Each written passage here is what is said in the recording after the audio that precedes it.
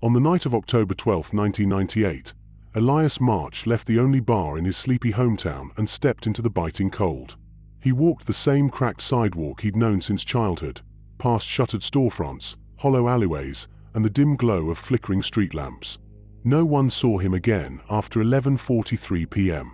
It would take less than 12 hours for his absence to raise alarms, and more than 2 decades for the town to understand what really happened that night. But even now, some believe they only know half the truth. Welcome to Dark Veil Files, where we uncover the hidden truths behind the world's most perplexing crimes. Don't forget to hit the subscribe button for more gripping true crime stories. Set against the backdrop of Hawthorne Ridge, a town forgotten by time, the murder of Elias March is a haunting story of betrayal, suppressed truths, and one man's desperate search for justice that came too late. It's a case that exposed cracks in a community held together by silence, and opened old wounds no one wanted to face. The story begins like so many others, with a man who vanished into the dark. But what came next was anything but ordinary. There were no signs of struggle, no broken glass, no blood trail, just a half-finished beer left behind and a voicemail no one would talk about for years. 3 days before his death, Elias left a voicemail for his sister. "Hey, it's probably nothing, but I think someone's following me. I've seen this same car near the house twice now, same time, same street. Just, if anything happens to me, tell Mom I love her." He laughed after saying it, nervously, as if trying to convince himself it really was nothing. But it wasn't. What followed was a string of missed opportunities, overlooked evidence, and questions that seemed to outlive the answers. In a town where everybody knows everybody, Elias March was both respected and resented. At 32 years old, he'd returned to Hawthorne Ridge after nearly a decade away, suddenly quiet, withdrawn, and unwilling to talk about where he'd been. He moved into his father's old house, kept to himself, and often walked the streets alone at night. Some said he was just trying to escape his past. Others believed he brought it back with him. By the time his body was found, mutilated and buried beneath the floorboards of an abandoned greenhouse on the outskirts of town, rumors had already spiraled into folklore. Whispers of an unpaid debt, a government secret, a woman he should have never trusted. But the truth, as always, was far more human and far more terrifying. What was Elias March running from? And why did someone want him silenced? This is not just a story about a man who was murdered. It's about a man who knew something he was never supposed to know. Hawthorne Ridge wasn't the kind of place that made headlines. Tucked between dense Appalachian woods and forgotten mining roads, the town had been in slow decline since the early 1980s. Once a bustling hub for coal and timber, it now stood as a hollow shell of its former self, its streets lined with closed shops, rusted signage, and a kind of stillness that seemed almost curated. The kind of place where people don't lock their doors, not because they trust their neighbors, but because they've given up expecting anything bad to happen. And yet, on October 13, 1998, the silence was broken.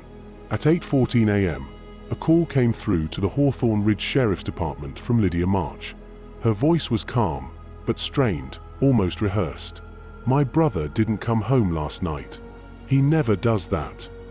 Elias March had only been back in town for 9 months when he disappeared. Locals whispered that something about him had changed. He no longer had the confident charm people remembered from high school. Now he was withdrawn, cautious, paranoid, some said. He rented a small bungalow just off Sycamore Avenue, the same street he grew up on. It was the kind of house that looked like it had secrets. The windows were always shut, the curtains always drawn. He rarely spoke to neighbors, save for a curt nod here or there. And yet, for someone trying so hard to disappear, he was always watching. Everyone in Hawthorne Ridge remembered Elias before he left. He was bright, athletic, outspoken, top of his class, captain of the debate team, voted most likely to succeed.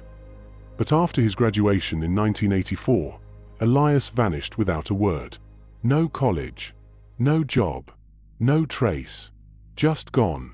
When he reappeared in 1997, the speculation began instantly. Some thought he'd gone off to the military.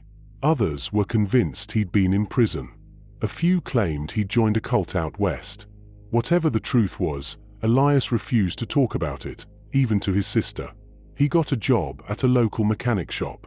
He paid in cash, avoided crowds, and spent most evenings walking the outskirts of town with an old disposable camera in his pocket. No one knew what he was photographing. On the night of his disappearance, Elias had gone to a local bar called McKinley's. It was a quiet Thursday, with just 7 patrons logged on the register.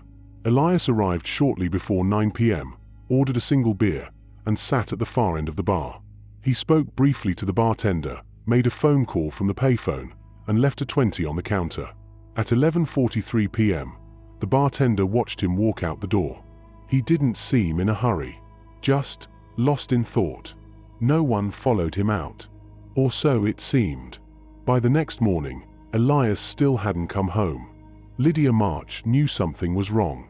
Despite his distant nature, Elias had always been meticulous. He never missed work, never ignored her calls.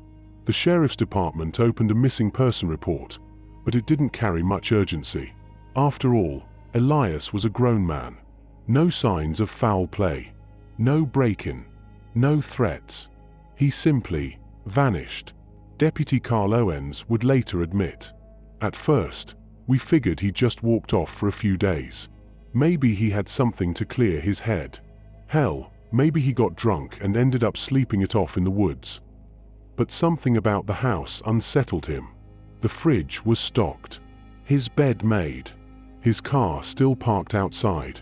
But on the living room table was a single Polaroid, a blurry photo of a person standing at the edge of the woods behind his house, taken from inside. Scrawled in red ink on the bottom corner were 3 words: "Do you see?" Lydia March wasn't just concerned. She was convinced something had happened. In a recorded interview later used in trial, she described the weeks leading up to Elias's disappearance. He kept saying he had something big. Said it was connected to people in town, people who'd been hiding things for years. He'd get these headaches and start pacing, mumbling to himself. He didn't sleep much. He was scared. When asked if Elias ever mentioned names, Lydia hesitated. "No. But he said I shouldn't trust Sheriff McCaskey. He said, if anything happens to me, don't let them bury it." That sentence would take on a darker meaning in the months to come. At first, the community rallied. Missing posters were taped to windows. Local shops handed out flyers. Church groups held vigils. But after 2 weeks, the search dwindled. Interest faded. People had their own theories, and most of them weren't flattering. He ran off. Probably got into trouble again. He always had a dark streak. Maybe he didn't want to be found. But there were others, quiet voices who insisted Elias had been onto something. Locals like Marvin Ellis, the town's retired librarian, claimed Elias had come to him weeks before his disappearance asking for public records on property transfers and missing persons dating back to 1985. When Marvin asked why, Elias reportedly replied, "Because the land remembers what people forget." On November 18, 1998, nearly 5 weeks after Elias vanished, 2 teenagers exploring an abandoned greenhouse on the outskirts of town stumbled onto something they weren't supposed to find. What they uncovered would not only confirm Lydia's worst fears, it would change the course of Hawthorne Ridge's history forever. But the discovery was only the beginning. Because buried beneath that greenhouse floor wasn't just a body. There were photographs, notes, and a single cassette tape. The tape would change everything. It would cast suspicion on people once thought untouchable. It would tear families apart. And it would raise a single, chilling question. What did Elias March die trying to expose? Born on April 6, 1966, Elias was the second child of Thomas and Marianne March. The March family had deep roots in Hawthorne Ridge, dating back nearly a century. His father was a local historian and schoolteacher, his mother a homemaker known for her volunteer work at the First Baptist Church. They weren't wealthy, but they carried themselves with the dignity of people who believed in legacy. From an early age, Elias stood out. Sharp-minded, soft-spoken, and always observant, he was the kind of child who asked uncomfortable questions. The kind who noticed things others missed. Teachers said he had a restless intellect. Peers often said he made them feel like he already knew something they didn't. Despite his academic brilliance, Elias was never popular. He had friends, but rarely let anyone get too close. He excelled in debate, wrote for the school paper, and even dabbled in photography, usually abandoned buildings, old maps, and archival records. But beginning his junior year, something shifted. He stopped going to parties. He withdrew from sports. One teacher noted that Elias's essays became increasingly dark, often focusing on themes of surveillance, secrets, and hidden truths. One essay from 1983, titled Buried in Plain Sight, began with a line that would later feel prophetic. What's more dangerous, the secret itself, or the people who pretend it doesn't exist? In 1984, just 2 weeks after graduation, Elias packed a single duffel bag and left town. He didn't tell his parents where he was going. He didn't say goodbye to his sister. He simply left a note in his bedroom drawer. "Don't look for me. You won't like what you find." He was 18 years old. For nearly a decade, there were no phone calls, no postcards, nothing. Until 1997. When Elias returned, it wasn't in triumph. He wasn't the promising scholar or charismatic leader people remembered. He looked thinner, older than his 31 years, with eyes that carried the weight of someone who had seen things he couldn't explain. He moved into his late father's now abandoned house and began what most thought was a reclusive life. But it wasn't entirely isolation. Over the next several months, Elias reconnected, quietly, with a handful of people from his past.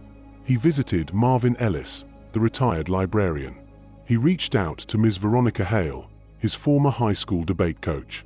And, oddly, he began meeting in secret with Jordan Phelps, a former classmate who had spent time in federal prison for fraud. What exactly he was doing remained unclear, but every interaction seemed purposeful, deliberate, as if Elias was pulling at threads from a long-forgotten tapestry and growing more paranoid with every strand he uncovered. According to Lydia, Elias became more erratic in the weeks leading up to his disappearance. He began keeping odd hours, leaving the house late at night, always carrying that battered disposable camera. He refused to let her into his home, and he always made sure their conversations happened in public. One morning, she caught him burning something in a steel drum behind the house: papers, photographs, even what looked like cassette tapes.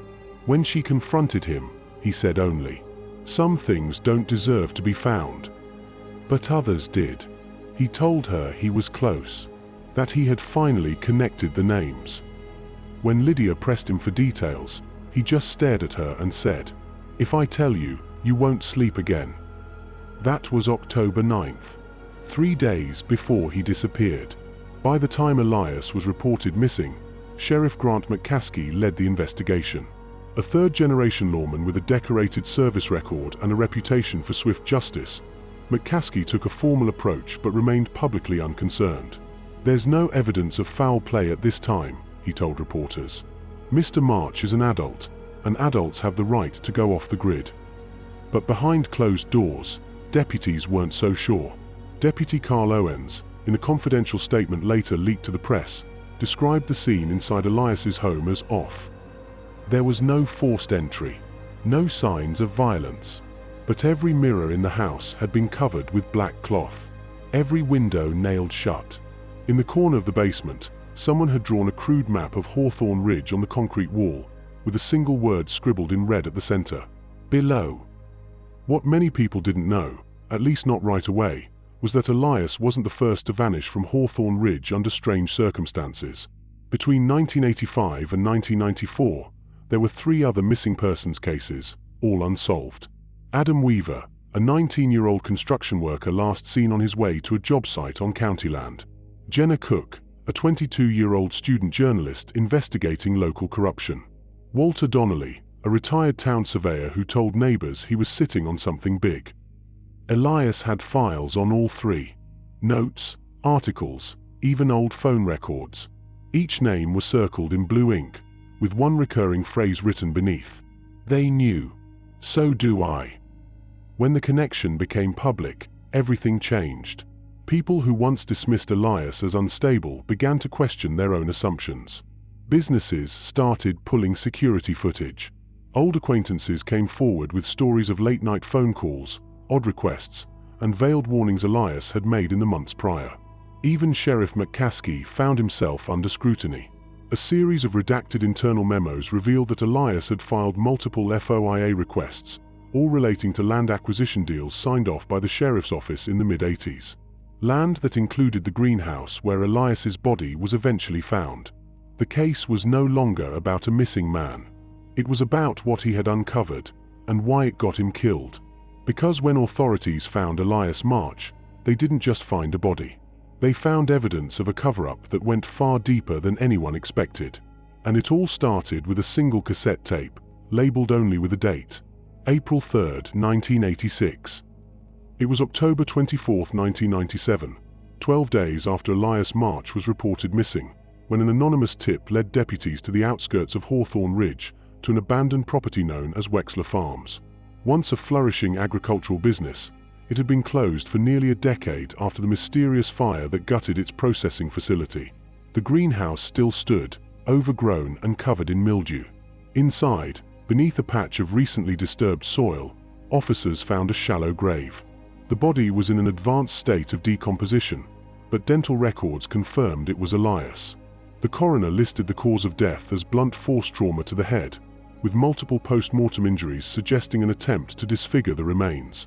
Buried with him were fragments of a burnt notebook, a rusted set of keys, and a cassette tape, April 3, 1986, badly degraded but recoverable. That tape would change everything.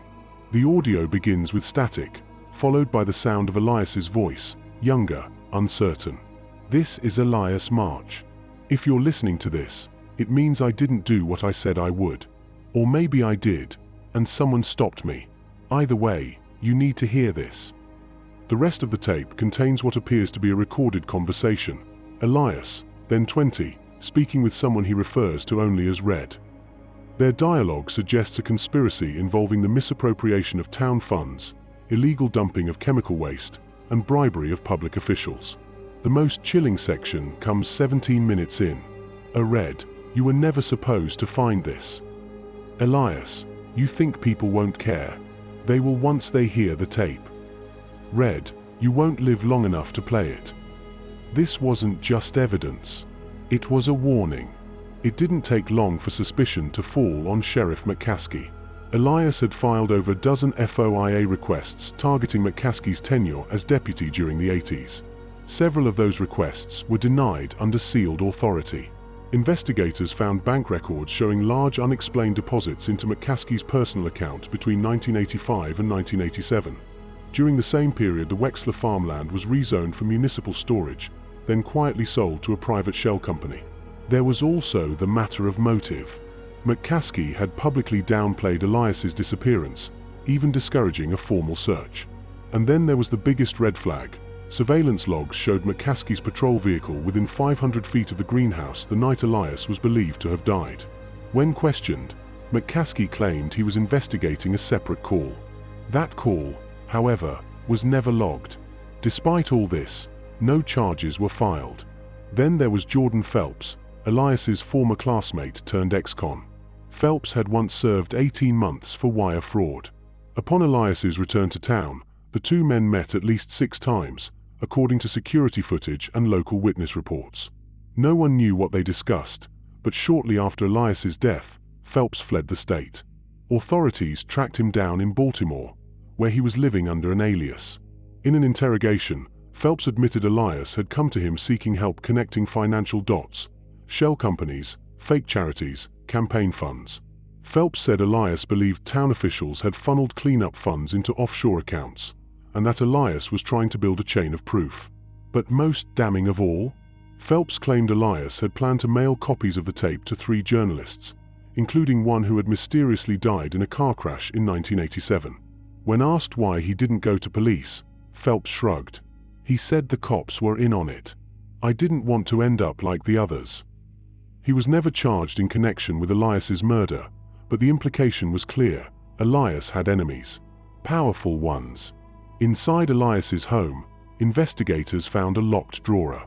Inside, it was a partially burned notebook filled with shorthand entries, dates, and names. Dozens of names. Local business owners, town council members, 2 deputies, a now deceased judge.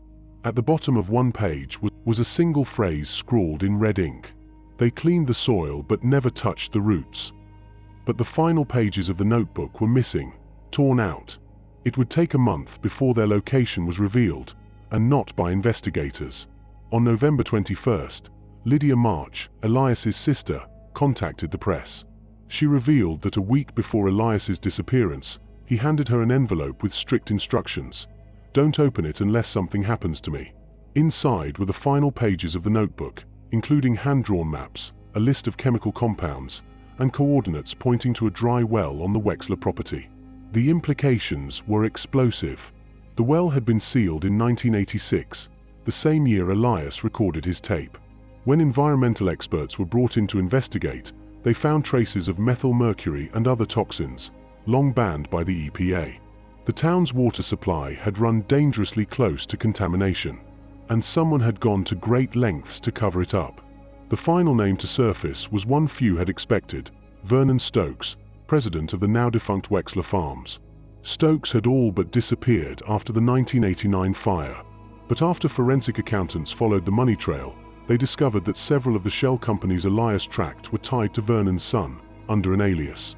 When Vernon was found living off-grid in rural Montana, he refused to talk. But one document recovered from his former office confirmed what Elias had feared: a contract, dated 1985, authorizing the illegal dumping of industrial waste beneath Wexler property, signed by 3 parties. One of them was Elias's father, Thomas March. The final twist: Elias may not have been investigating strangers. He may have been exposing his own family's sins. After public pressure and multiple FOIA lawsuits, the Hawthorne Ridge PD was forced to release 6 internal tapes of officer communications from 1986. But when they were made public, 3 of them had entire sections cut out. The gaps corresponded with the date of Adam Weaver's disappearance, the day Jenna Cook submitted her final article draft, and the last recorded land survey by Walter Donnelly. Each redaction was marked sealed, Directive 12F, a code previously unused in the department system. Experts believe these tapes might contain direct proof of coordinated suppression of evidence. But without the uncut versions, the public could only guess. By early 1998, Elias's case had moved beyond the confines of Hawthorne Ridge. Investigative reporters, environmental watchdogs, and civil rights groups descended on the town. A 60-minute segment aired, questioning the integrity of multiple town officials. 3 council members resigned. The mayor issued a statement calling for healing and cooperation. And yet, no one was charged. Sheriff McCaskey quietly retired. Phelps disappeared again. Vernon Stokes died under mysterious circumstances, a supposed heart attack with no autopsy. Lydia moved out of state, and the town fell silent. But some people didn't stop digging. A private investigator hired by a journalist uncovered one last thing: a sealed safety deposit box registered under Elias's name in a bank 3 towns over. Inside was another tape, unlabeled. It began with a woman's voice. "They're not going to let this come out, Elias. You understand that, don't you? If this goes public, it doesn't just destroy them, it destroys everything." Who was she? What else did Elias know? And why did so many people want it buried? To understand Elias March, one must separate the myth from the man. To many, he was a hero, a determined truth-seeker willing to risk everything to expose corruption. To others, he was reckless, paranoid, a man obsessed with ghosts no one else could see. But perhaps Elias was both. What drove him wasn't just justice. It was atonement, a desperate need to make sense of his past, to unravel the fabric of secrets that had quietly stitched themselves into his family, his town, and his own identity. This part of the story isn't just about who killed Elias March. It's about what he became in the process. When Elias returned to Hawthorne Ridge in 1995, he wasn't the same person who had left. He had spent the prior 4 years drifting, 2 at a community college in Vermont, 1 in Seattle working at a nonprofit, and 1 living out of his car. According to journal entries and testimonies from acquaintances, Elias suffered from chronic insomnia, recurring nightmares, and episodes of extreme emotional withdrawal. One recurring dream he recorded: a barn on fire, a voice calling my name. But no matter how fast I run, I never reach the door in time. Experts reviewing these entries suggest possible signs of post-traumatic stress, likely tied to unresolved childhood events, specifically the unexplained 1986 fire at Wexler Farms and the sudden death of Adam Weaver, his childhood friend. Dr. Lorna Greaves, a forensic psychologist who reviewed the Elias March files, said, "What we see in Elias is the profile of someone driven by unresolved guilt. Whether or not he was directly responsible for any past event is almost irrelevant. He believed he was. That belief governed his every move." Throughout 1996 and early 1997, Elias's behavior became increasingly erratic. He isolated himself, cut ties with most of his friends, and spent nearly every day combing through public archives, courthouse documents, and historical land surveys. Neighbors reported that his lights would be on at all hours. One described hearing tapes playing backwards through the walls. Another said Elias once asked if she knew anything about Directive 12F, months before the redacted police tapes would come to light. Was he unraveling? Or was he getting close? Dr. Greaves believes Elias was trapped in a cognitive pattern known as hypervigilance, a symptom of trauma where the brain constantly scans for threats or patterns, even in benign information. It's a survival mechanism, but when prolonged, it distorts reality. Everything becomes part of the puzzle, even when it isn't. But here's the haunting part. Much of what Elias believed turned out to be true. On the recovered 1986 cassette, Elias refers to a person named Red, a shadowy figure involved in the alleged conspiracy. Some have speculated that Red was a code name or an amalgamation of several people. Others believe Red was real and possibly present at the scene of Elias's murder. What's interesting is that Red appears in multiple entries in Elias's notebook, dating back to age 11. In one passage, he writes, "Red was watching from the orchard again. I told Adam, but he laughed." Could Elias have invented Red as a coping mechanism for childhood trauma? Or was Red a real individual, someone who lingered in the margins of his life? Dr. Greaves offers a chilling possibility. Whether Red was real or not, Elias perceived him as real. That's what made him dangerous, to Elias and possibly to others. Because if Red symbolized the root of everything wrong, then exposing him wasn't just a mission, it was a final exorcism. One of the darkest turns in Elias's investigation was the revelation that his own father, Thomas March, may have been involved in the original contract to dump toxins under Wexler Farms. That discovery likely broke something in Elias.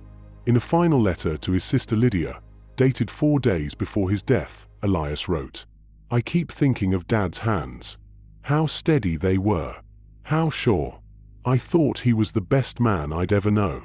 Now I don't know what he was. I don't know what I am." For Elias, the investigation had stopped being about the town. It had become about his own origin story, a desperate quest to determine whether he came from something good or something rotten. This internal conflict, between loyalty and morality, blood and truth, is a textbook example of dissonance trauma, a psychological split where the need for clarity overrides all other survival instincts. He could have walked away, but he didn't. The final 3 weeks of Elias's life were marked by escalating paranoia. He told his sister he was being followed. He stopped using his home phone. He began making audio diaries, storing copies of them in different safe deposit boxes. In one of the last recovered recordings, Elias whispers, "I feel like I'm screaming into a hurricane. I don't even know if any of this will matter. But if it does, if someone hears this, I hope they understand I wasn't trying to destroy anyone. I was just trying to stop the silence." His language becomes increasingly metaphorical, poetic even. The soil's clean, but the roots are bleeding. Ghosts with badges. Lies woven into our water. Dr. Greaves compares this phase to what some trauma psychologists call the integration breakdown, a point where the lines between internal narrative and external reality blur so thoroughly that the mind fuses both into a single, desperate truth. He wasn't just exposing a cover-up. He was trying to validate his own reality, to prove that the pain he carried had a source, and that by naming it, he could finally be free. But he never got to finish the final recording. It cuts off mid-sentence. "There's something I haven't told you. Something I kept buried because..." Tape N. To this day, no one knows what Elias was about to say. No backup copy was found. Only that silence remains. 3 weeks after Elias March was found dead in his backyard, local law enforcement, under increasing pressure from media and internal affairs, made an unexpected arrest. Ronald Tate, a former city planner turned private developer, was taken into custody. He was charged with second-degree murder, tampering with evidence, and conspiracy to commit environmental fraud, a charge that hadn't been levied in the county in over 2 decades. The arrest was seen by many as a partial victory. A name, a face, a scapegoat, but not everyone was convinced. At trial, the prosecution painted a picture of motive rooted in self-preservation. Tate, they argued, had been deeply involved in the 1986 land transactions that enabled the illegal dumping of industrial waste beneath Wexler Farms. At the time, he had worked closely with both the county zoning board and a now-defunct chemical company, Nexpetrol Inc. Elias March's investigation, according to the state, had uncovered damning evidence that would not only implicate Tate, but trigger a domino effect of lawsuits, indictments, and regulatory audits. Mr. March wasn't just a threat to one man's reputation, the DA said in opening remarks. He was a threat to an entire house of cards. The core evidence included a burned memo, partially reconstructed from ashes in Elias's fireplace, bearing Tate's name and the phrase Phase 3 storage site. Audio tapes in which Elias referenced a meeting with Tate that had gone badly wrong. Financial records showing large payments made to Tate from a shell company dissolved in 1991. The prosecution argued that Tate visited Elias on the night of his death, intending to scare him into silence. But something went wrong. Tate's DNA was found on a glass Elias had reportedly offered him water in. His fingerprints were on a box of matches recovered near the fire pit. The conclusion: Tate killed Elias March, either in a fit of rage or through a premeditated act designed to look accidental. Tate's defense attorneys argued that the case was based on circumstantial evidence and the paranoid ramblings of a disturbed young man. They questioned the validity of the reconstructed memo and claimed the audio tapes were inconclusive. There is no murder weapon, no witness, no surveillance, no direct proof, the defense said. You want to convict a man based on the ghost stories of a man who thought he was being watched by someone named Red. They also emphasized Elias's mental state. Several witnesses were called to testify to Elias's increasing paranoia, including a former professor who claimed Elias once accused him of planting subliminal messages in textbooks. But the most controversial move came when the defense suggested Elias may have taken his own life, staging his death to implicate those he believed were responsible. The public backlash was immediate, but the suggestion stuck with some jurors. After 9 days of deliberation, the jury returned a split verdict. Not guilty on the charge of second-degree murder. Guilty on conspiracy to commit environmental fraud. Guilty on tampering with evidence. Ronald Tate was sentenced to 12 years in federal prison, with parole eligibility after 6. The March family was devastated. They acknowledged the cover-up. But not the cost, said Lydia March outside the courthouse. They punished the theft, but ignored the blood. Public opinion remained divided. Some believed Tate got off easy. Others thought he was the fall guy, a mid-level player sacrificed to protect more powerful interests. And then there were those who believed he didn't kill Elias at all. Several questions remain unanswered to this day. Why was Elias's last audio recording abruptly cut off? And who took the backup tapes? What was the true identity of Red? A person? A nickname? A figment? Why did Elias write, 2 days before his death, "They'll never find the real file unless they know where I buried it," with no coordinates or map found? In 2011, an anonymous letter was mailed to a local newspaper with the following line: "You punished the pawn. The king still moves freely." The letter was traced back to a now-defunct P.O. box in another state. No further clues emerged. The trial reignited interest in environmental justice. 3 class action lawsuits were filed against Nexpetrol, ultimately resulting in a $42 million settlement for health damages caused by chemical exposure near Wexler Farms. The EPA quietly reopened 17 cold cases tied to illegal dumping in the Midwest. But for Hawthorne Ridge, the damage was irreversible. The town's legacy had changed, from a quiet farming community to a symbol of what happens when secrets rot beneath the surface. 10 years after Elias's death, on the anniversary of the fire that started it all, Lydia March received a package with no return address. Inside was a flash drive, and on it, a single file, labeled red_directory.intrusion_log. It has never been made public. Elias March was just 28 years old when his life ended in fire. To some, he was an obsessive truth seeker who went too far. To others, he was a martyr, someone who saw something terrible and refused to look away. But regardless of which version you believe, one thing is undeniable. Elias wasn't just chasing a story. He was chasing justice. Elias's investigation revealed far more than a buried scandal. It exposed a system that thrived on silence. For decades, environmental abuse was permitted, even protected, by layers of bureaucracy, corporate power, and apathy. Elias peeled back that veil, and in doing so, disrupted an equilibrium that had existed for generations. And he paid the price for it. The question remains, was he murdered to protect those secrets? Or did the weight of them finally consume him? Ronald Tate sits in a federal prison, convicted not of murder, but of facilitating the very crimes Elias tried to expose. He will walk free someday. Elias won't. Hawthorne Ridge is quieter now. The old farms have been sold off, and new homes stand on the land where barrels once leaked into the soil. Few newcomers know the name Elias March. Fewer still have read his handwritten files, now stored in a dusty lockbox in a local museum, curated more as folklore than fact. But for those who remember, his voice still lingers. "If something happens to me," he once said in an interview, "just know I never stopped asking the wrong questions." The story of Elias March is not unique. Across the country and the world, whistleblowers continue to vanish into shadows. Journalists are silenced, either by threat or by force. And the systems they expose often adapt, evolve, and survive, leaving behind names, dates, and incomplete files that gather dust until someone else stumbles upon them. So we ask, how many Elias Marches go unheard? How many truths are buried too deep for us to ever uncover? We live in a time when information is everywhere, and yet, truth is still a rare currency. The case of Elias March reminds us that even in a world filled with data, what we don't know, or what we choose not to see, can still kill. So next time you hear about a lone voice claiming to see beneath the surface, ask yourself, are they crazy?